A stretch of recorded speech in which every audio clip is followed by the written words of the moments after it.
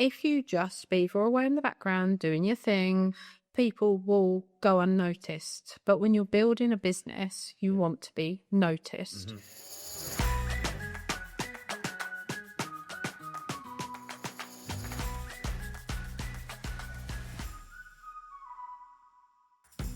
Hi and welcome to the Small Business Podcast for small businesses, where we talk about tips, tricks, anything and information you need for a small business.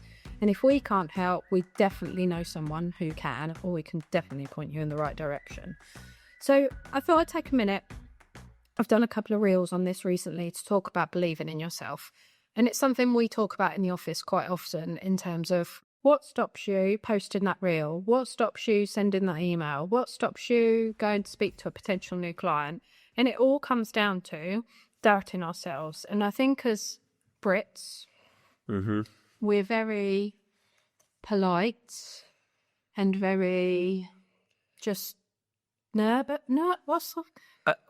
I think we're not very naturally confident, are we? Yeah, I think, if we use a comparison of the Americans. Yeah, well, that's where my brain was going, of how loud and enthusiastic, confident, and everything's the best, and they celebrate everything that they do, and they almost have the rose tinted glasses on. Yeah. Whereas, like in Britain, we kind of almost don't want to be too big for our boots. No.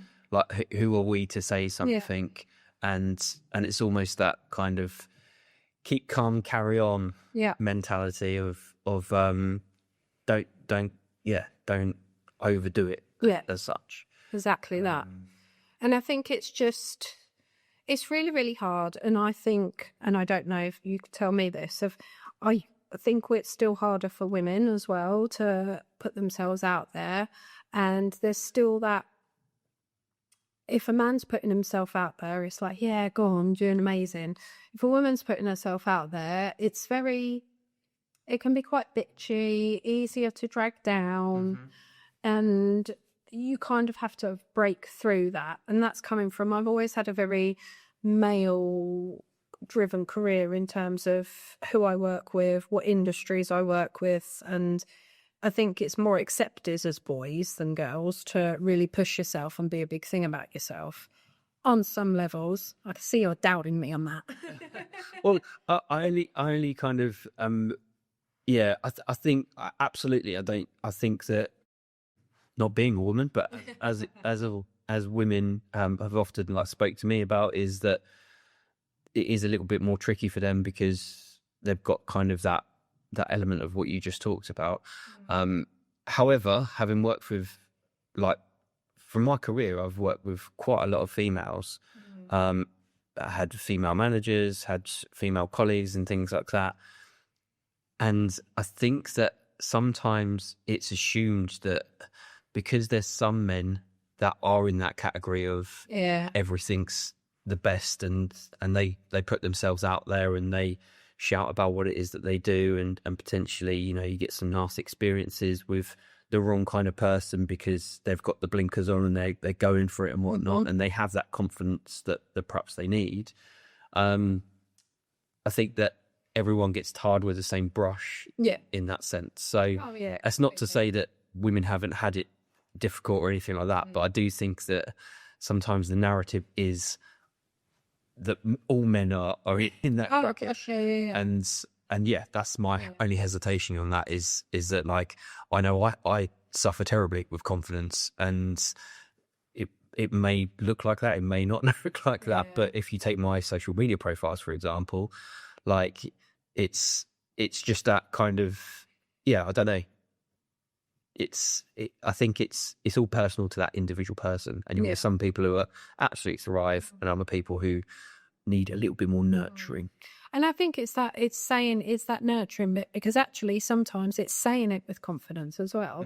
I've been in a room saying exactly the same thing as a male counterpart has said it, but everyone will believe him over me. But I've probably not said it as confidently, because you kind of, in the back of your head, we all love a bit of imposter syndrome. Yeah.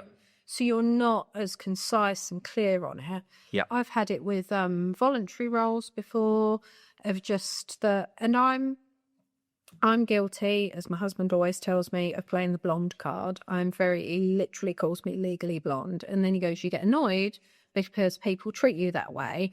He said, and then you'll come out with something and they're like, oh my God, she like knows what she's doing. Yeah. But I was brought up, I'm a buyer by trade. So that was always my negotiation tactic. I'd sit and listen and people would just kind of assume I don't know what's going on. And then I'd use all of that to present the facts and my negotiation and figures. Yeah. And then they're like, oh, okay, but they hadn't considered X, Y, and Z because they've been talking and talking and talking. Yeah. And just assumed she don't know what they're talking about. So Yeah. I think there's a few elements to it. And I think it's that it depends what knocks you've had and how you've done it. And the more you put yourself out there, and this is something I'm massively guilty of, the more you put yourself out there, the more chance people are going to bring you down. If you just beaver away in the background, doing your thing, people will go unnoticed. But when you're building a business, you want to be noticed. And unfortunately, as social media and reality TV has taught us, people love the negative. People love to bring people down. They don't want to see you succeed. It's just this weird thing of people don't seem to want to see anyone succeed, or they do to a point and to what level of control. Or to the point where perhaps there is that circle of people that want you to win. It's just they're not as vocal. Yes. As the negatives, because everyone, when you're being negative, it's easy to speak up about something. Whereas again, being very British, how often do you hear like a positive from somebody just for this? Like, I was talking to, I was helping my good friend Dave, who's just become this. I think it's the chairman of Kernos. I'm pretty sure it's the chairman of Kernos, which is fantastic. And I just shot him a message just saying, like, dude, like, I don't know how many, you probably hear this all the time, but super proud of you and like amazing achievement of what you've done. And like so many people have said nice things about you to me when I've been in the room. And I'm just kind of letting you know that. Yeah. And he said, oh my God, like, thank you so much. Appreciate that. Like, and I've known him for the longest time. Another example of this is I was talking to my good friend Ollie the Choc, who's a fabulous chocolatier, and he was saying the same thing. Like I kind of was bigging him up about something he was doing. He's like, isn't it interesting that like as a small business owner, a lot of your friends just assume that you're winning. Yeah. Because you're putting that persona on, because you're presenting whatever it is that you're doing. And we share a highlight reel on social media. And we all do it. Yeah. But how many people actually stop to take the time to say, that was great, or I love that, or go like keep doing what you're doing?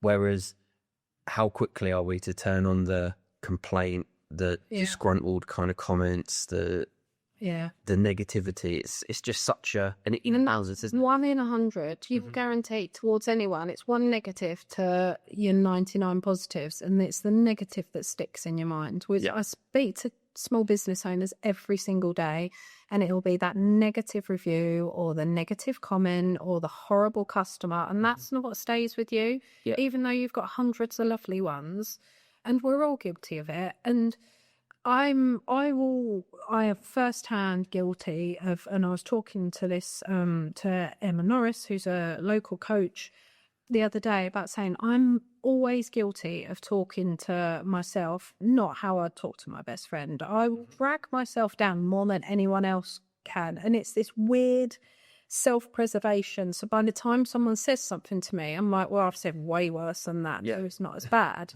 And twice recently, I've had people try and bring me down. I've done a couple of reels on it and the reason I've done reels on it is because it's very easy. I show my highlight reel and I'll do my reels and everyone's like, oh, you're smashing that reel. And oh, that was really good. Oh, you've had a really good day. No, I recorded about 2 days ago. Today I've been crying in a corner. And it's not that I'm crying in a corner every single day, but it's just the fact that, exactly as you say, everyone sees all the best things. If you share too much negativity, it's a woe is me on social media, and it detracts from Like, are people going to want to talk to you and have business from you while you're in having your pity party, or things aren't great, and it's a really hard balance to share. So I shared a couple of examples of, one was, I had someone who I thought was really close to me, and they tried to bring me down, they tried to bring me down in front of other people. And whilst that took a lot of getting over, and I am over it now, it's fine. However, it's an important life lesson to if someone's trying to bring you down, they are trying to bring you down to their level. No one who's doing better than you, or who's nicer than you, or who's more positive than you will ever try and bring you down to themselves or to anybody else. And I think it's a really interesting way of, and I've seen this in recent times of a couple of things that have happened, that's exactly that happened to me. But ultimately, they subsequently admitted they were jealous. And that's what it comes down to. And this is where there's so many small business owners, and they're like, oh, I think that person's copying me. They probably are. They absolutely probably, if you think and have that feeling, they probably are. However, they cannot directly copy you. They can't recreate you. They can't be like you. So even if they're trying to copy your product or copy your service, they're not going to do it as well as you and how you've done it. And that's really hard for a small business owner to get their head around.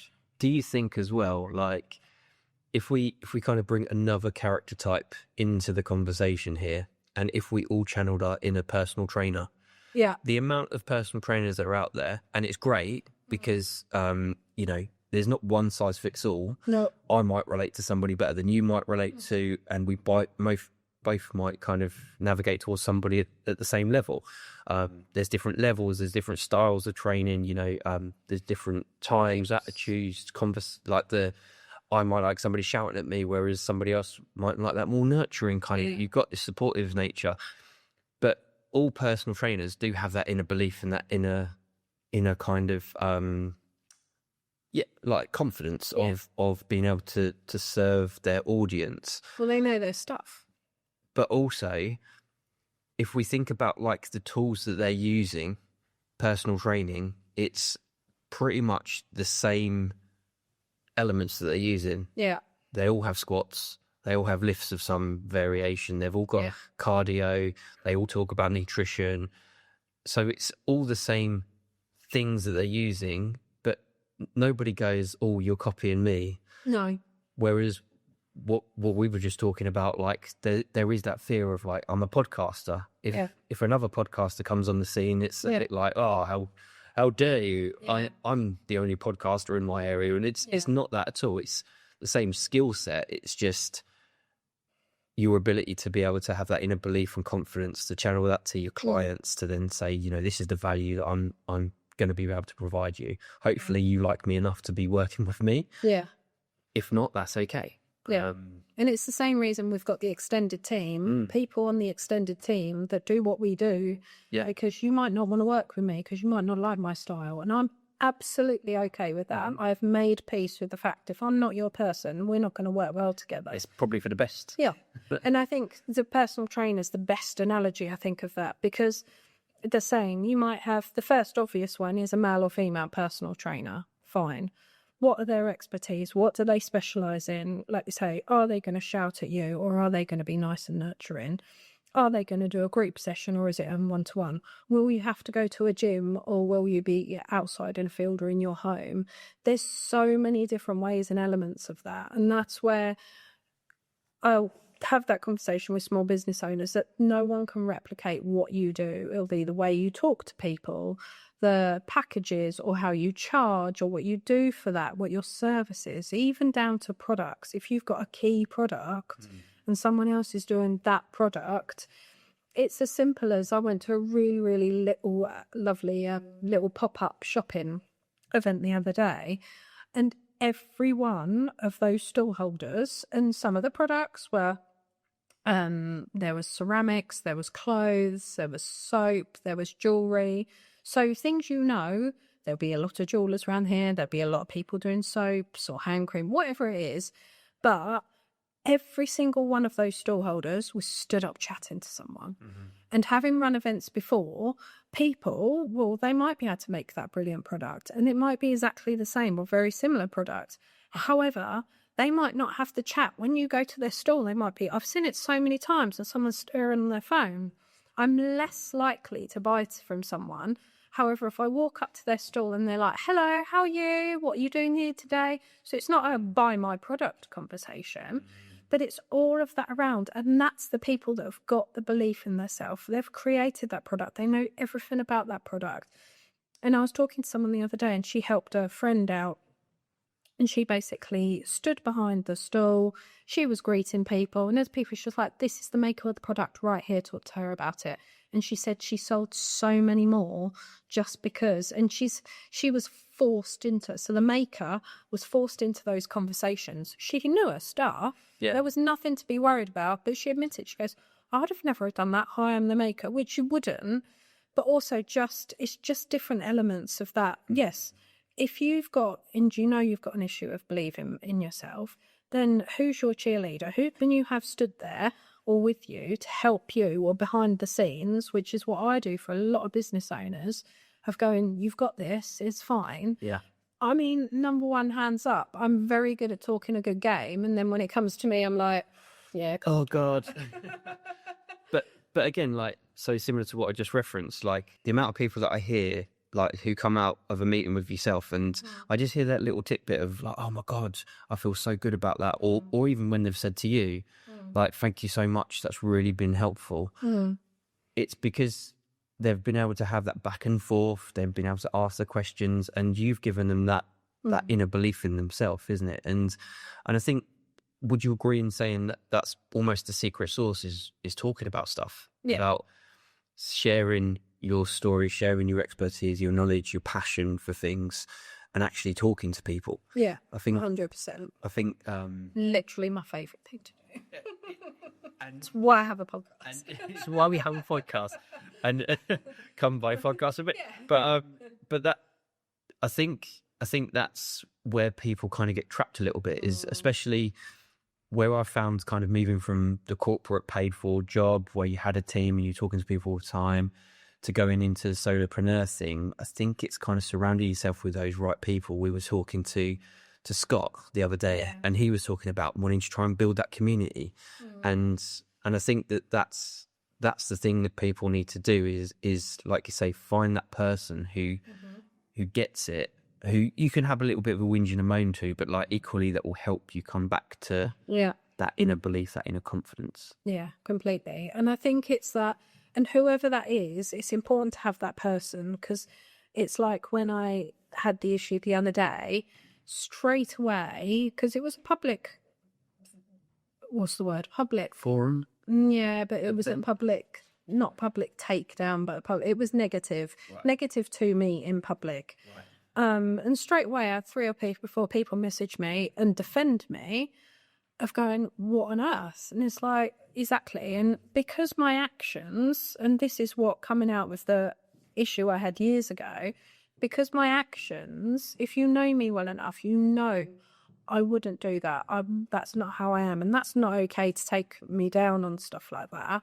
That if your actions speak louder than those words, because you will always, the more you put yourself out there, the more, and social media is a classic for this, you will start, the bigger your account gets, the more negativity and the criticism you get. So you're kind of preparing yourself for that. But it's just knowing in your hearts of hearts that you're a good person. And that's the conversation I have with a lot of people about their social media and how they work. If your morals and values are all good, like you're not, it's almost going down a whole, what is it? 12 deadly sins, 12 commandments, yeah. 10 commandments. 10. Oh my word. Add an extra to it. Yeah. As long as you keep by like, love my neighbour, thou shalt not steal, etc., you know in your heart of hearts that you're doing the right thing and you're doing nothing bad. So when someone does say, oh, Liam did this the other day, you know your team have got your back. Really? Yeah. Are you sure about that? I'm not sure about that. And I think, and that's the conversation, again, I've had with people of just that if you're doing that, people will doubt other people, what they say about you. If not, they're not your customer and client anyway. But also you can then completely 100% believe in yourself because you know that you're doing the right thing, you're doing a good job, your current customer and clients, because those ones that are negative aren't customers and clients anyway. And if they have, you've worked to resolve that or whatever the issue might be, and it will be few and far between. And it's going back to that point of if someone's trying to criticize you or take you down, it's taking you down to their level. And that's not okay. And that's when it's shielding yourself to make sure that doesn't hinder your belief in yourself. Yeah, absolutely. So I think the important lesson out of this is just getting surrounding yourself with people who have got your back and building up that belief in yourself. I mean, if I had 10% of the ego of a middle-aged white man, I would be taking over the world right now. Sorry, Liam, that's not you included. Like I say, they're not all like that, but it's fine. I'd like to I bet having that saying, you will have someone in your mind that you're like, oh, yeah, according to them, they can't do no wrong whatsoever. Everyone's human, everyone makes mistakes. But to have that belief and push yourself forward will stop you stopping yourself to make the reel, do the event, apply for a speaking gig, go ahead, start your business. The number of people are having, and they're like, I've got this idea, but I don't know where to start. And I'm not really sure if I want to start. What if I'm no good at it? The fact you've had your idea, you must be good at something to be able to even plant the seed of that idea. And that's where the belief in yourself comes from. You will have a natural talent and be naturally good at something. And it's knowing what that is, how you'll make it work, how you're going to make money out of it and promote it, because we're all guilty of, well, I know it, so you must know it. And if you can put that out there and keep repeating that and have the consistency, you'll naturally attract those customers without going, buy from me. You just talk about what you can do and they'll learn from you. Love it.